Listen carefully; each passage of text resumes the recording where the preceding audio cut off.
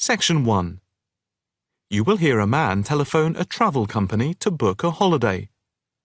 First, you have some time to look at questions 1 to 4.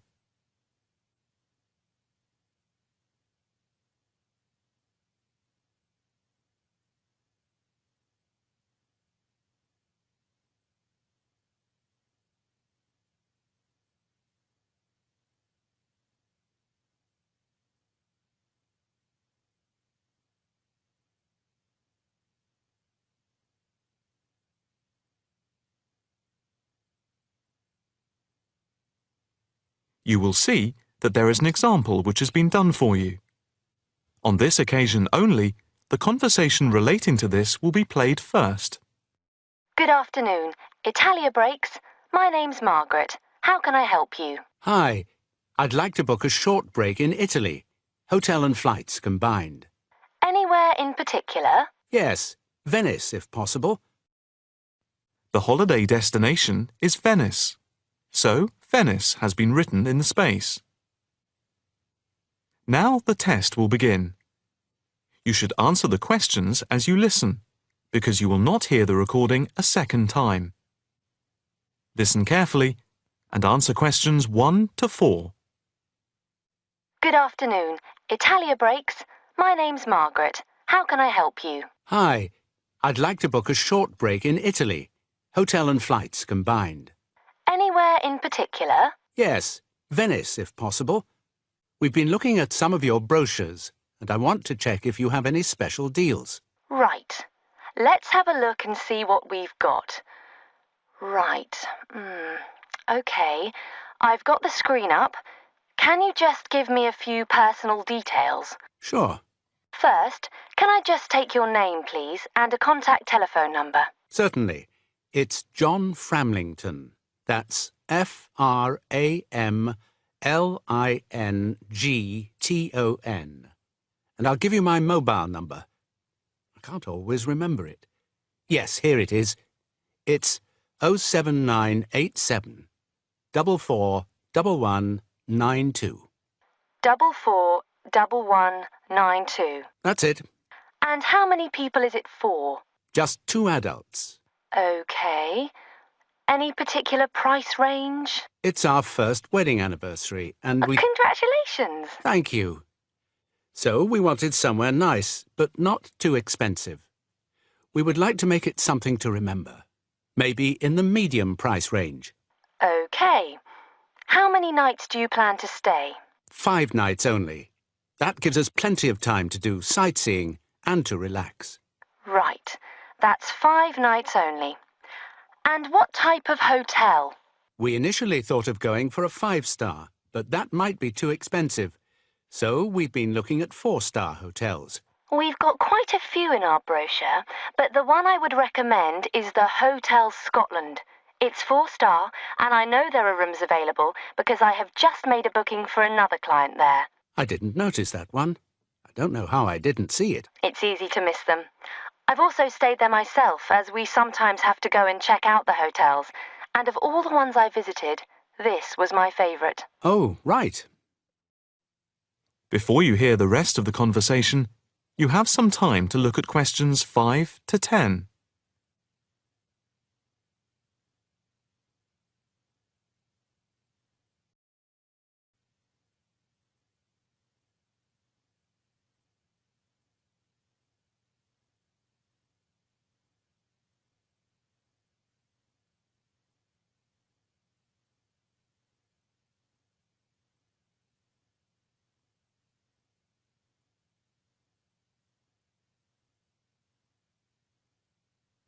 Now listen and answer questions 5 to 10. What's the hotel like? It has a courtyard for breakfast. It's got 50 rooms. It's just been renovated, and so it's very stylish. Is it in the brochure? It's on page 63. Ah, yes. I can see it's right next to the railway station. But what appeals to me most of all is that the hotel's very convenient for all the water buses. And the idea of having a terrace with the room I really find very appealing. These are big pluses. It's probably the most central hotel we have. You might think it would be a bit noisy as it's in the main commuter area and a place where tourists go.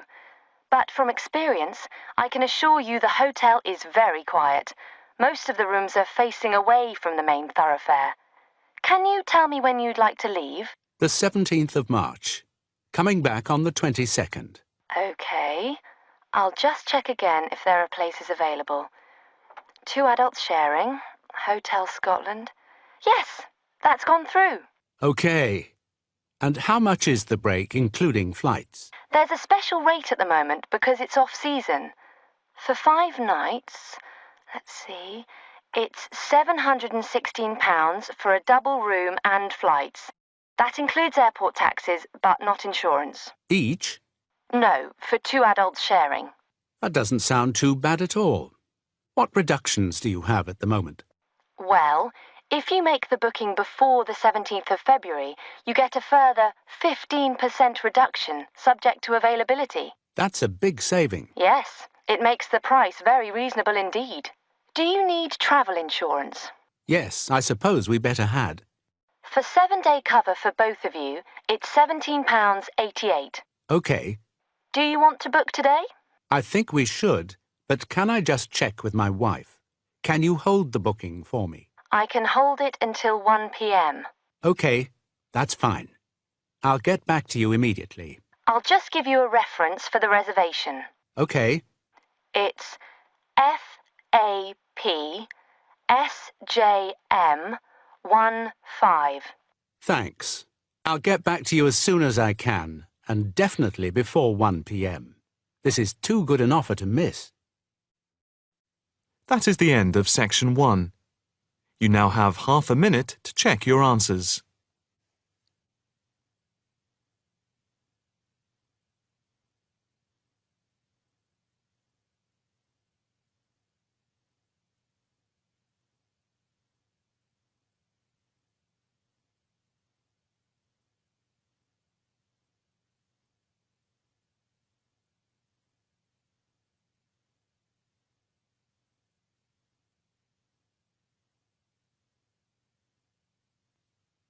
Now turn to Section 2.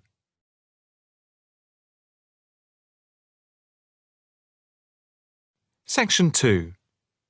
You will hear a talk by a counsellor on plans for the development of an old industrial site. First, you have some time to look at questions 11 to 13.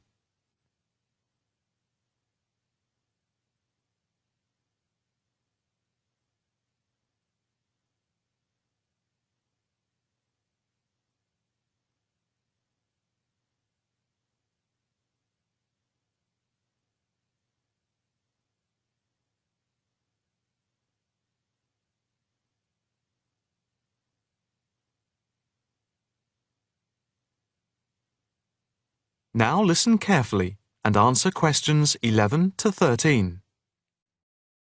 Good afternoon, ladies and gentlemen. My name is Councillor Norma Boyd, and welcome to this exhibition about the development of the old paper mill factory and gasworks site, which has been lying unused for more than a decade. There has been pressure on the council to use the land to build a training centre and a small business park. However, we have been encouraged by local people to create an open area for the benefit of the community, providing much-needed space for recreation. And I now have pleasure in announcing that the plans for the creation of a park, to be called Park Royal, and for flats, have now been approved. I'm also pleased to announce that we have secured sponsorship from local organisations. More detailed plans of the developments are available from the council website, details of which are in your pack. In the meantime, I'd just like to take you through the plan here on the screen. Before you hear the rest of the talk, you have some time to look at questions 14 to 20.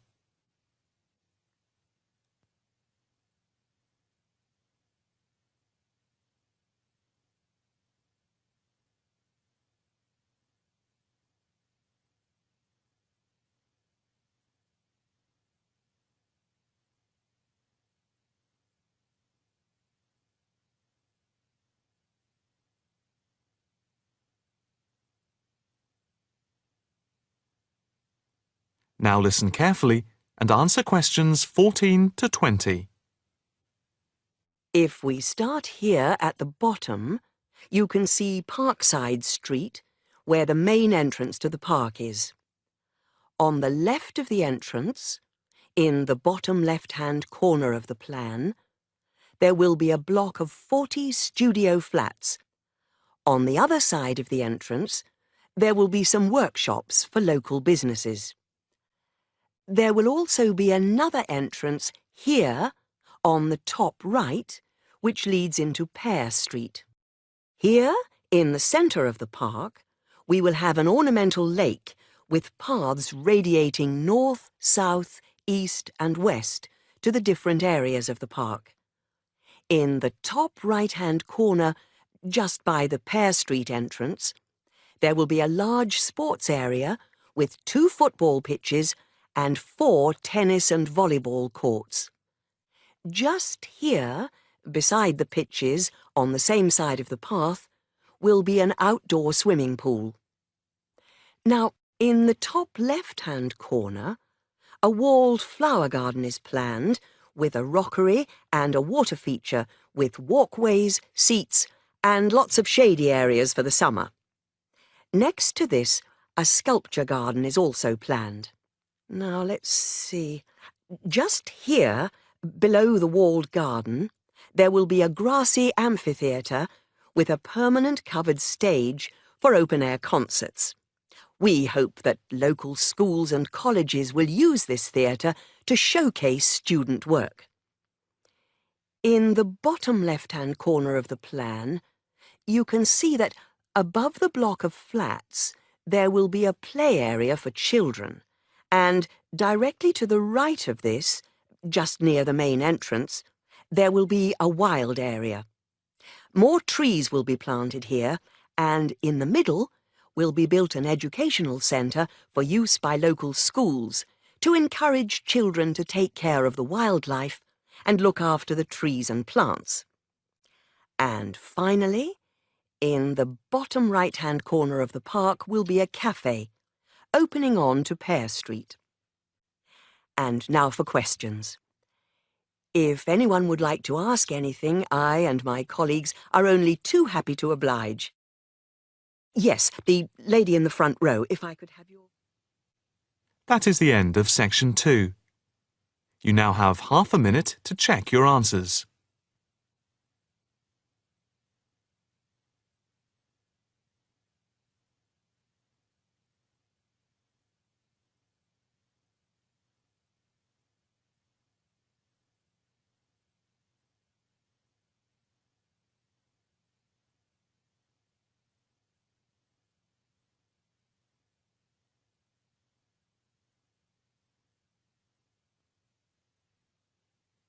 Now turn to section 3. Section 3. You will hear a female student inquiring about changing her course. First, you have some time to look at questions 21 to 25.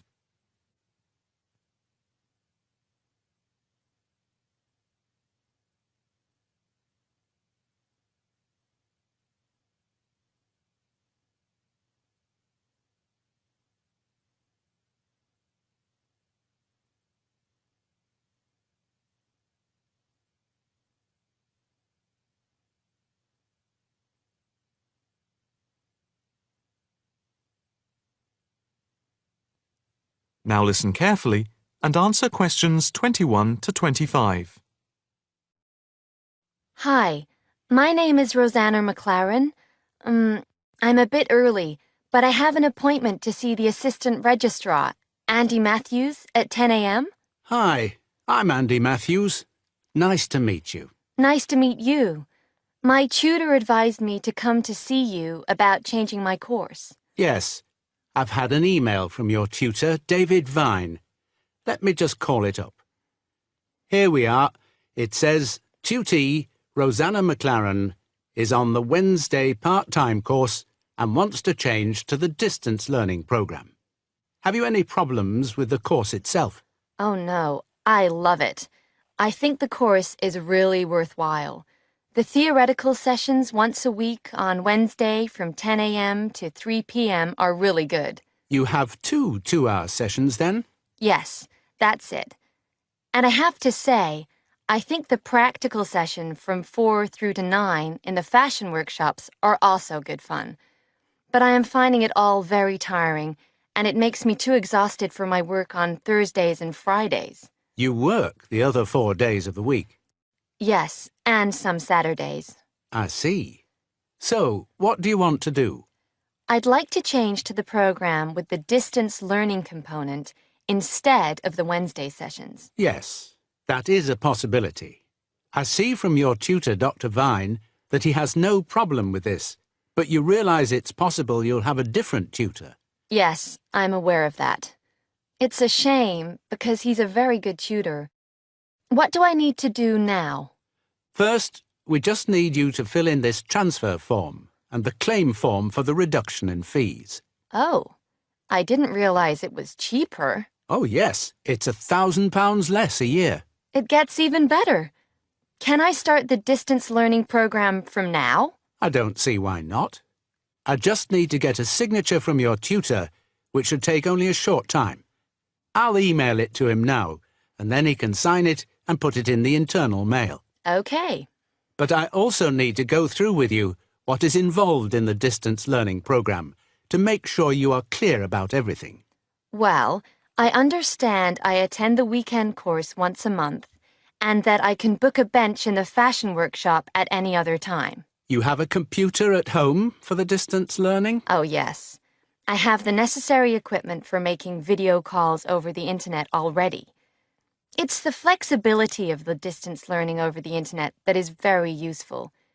And what makes it even more interesting is that I don't have to spend a lot of time traveling to and from the university on the Wednesday. I can adapt it to my own routine, as I will be able to do the theory over the internet from home when I want.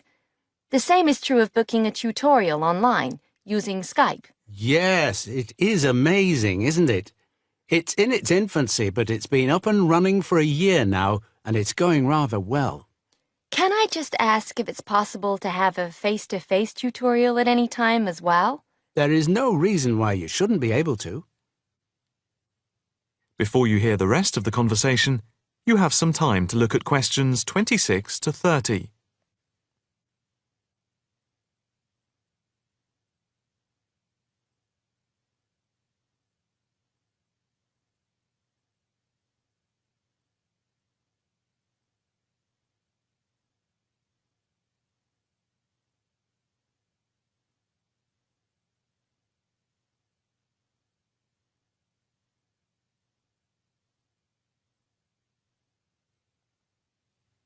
Now listen carefully and answer questions 26 to 30. What about the assessment for the distance learning? I take it that it's the same as for the other program? Let me see. Each month you are expected to keep a written course diary and to present a seminar paper, and at the very end of the course there will be a written exam which will account for 30% of the total marks. What about the coursework? How much does it account for? The design portfolio, which you need to present at the end, accounts for 50%. I would point out just one thing, and that is that on the distance learning program, some tutors like to see the design portfolio twice each term to make sure you're on the right track. But of course you can take it in at any time to show your tutor. And as part of the assessment for the portfolio, you have to present at least one fashion item at a fashion show at the end of the course. Is there anything else? No, that's it. Thank you for all your help. No problem. Hope it all works out well for you now. That is the end of section 3. You now have half a minute to check your answers.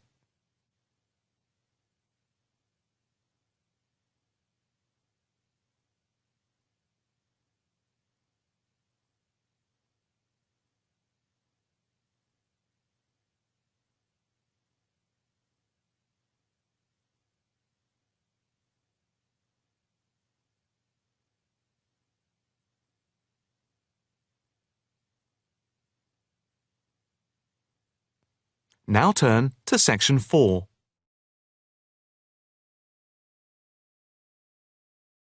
Section 4. You will hear a talk on the effect of architecture on people's mood. First, you have some time to look at questions 31 to 40.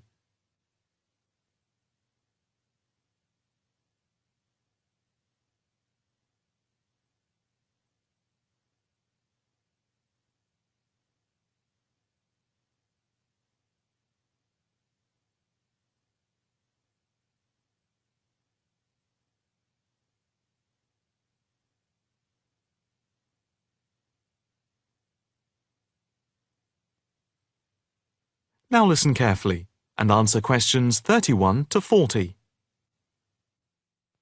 My group has been doing a project on the importance of architecture in people's lives and whether it has any impact on the lives of people in general.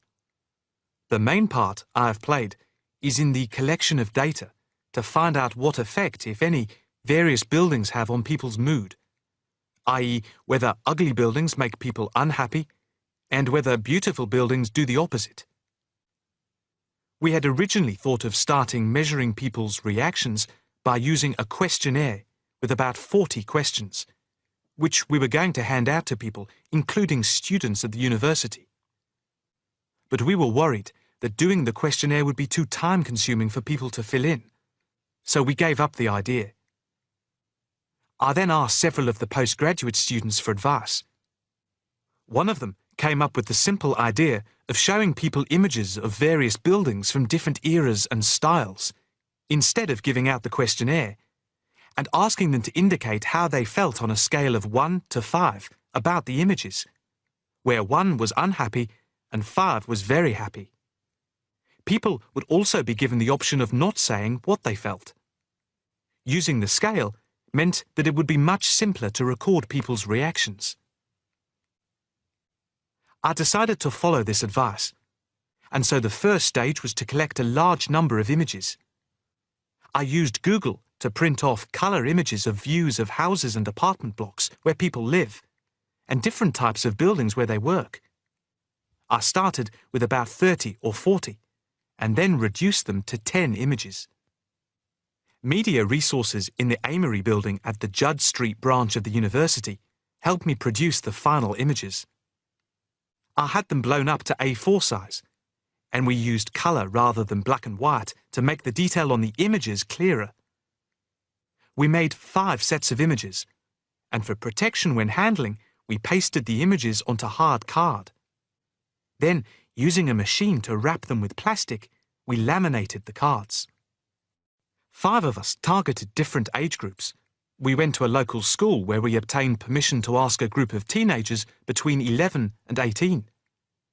We also asked a sample of the general public, including tourists from all over the world, as they exited the Tate Modern in London, what they thought. We aimed to ask people from different age groups, namely 20 to 40 and 50 and over. What our group learnt most from the project was first of all the value of teamwork. And secondly, we found that we had to appoint a leader to stop us pulling in different directions and falling apart. So this turned out to be an invaluable lesson for all of us. As to the findings, for us they proved intriguing. In the end, the sample consisted of 311 respondents. I thought initially that people wouldn't be interested in taking part. With the youngest age group, their reaction was very mixed. It was clear that the youngest group had no pattern of preference at all, as they frequently gave no reaction to the pictures. For the 20 to 40 age group, we found that they tended to score more in the middle range, around 3. We found that out of the 3 groups, the most likely to be favourably affected by the images, that is, they were more likely to score the images as 5, were those aged 50 and above. And nobody in this age group failed to say what their reaction was, which was unique for the 3 groups.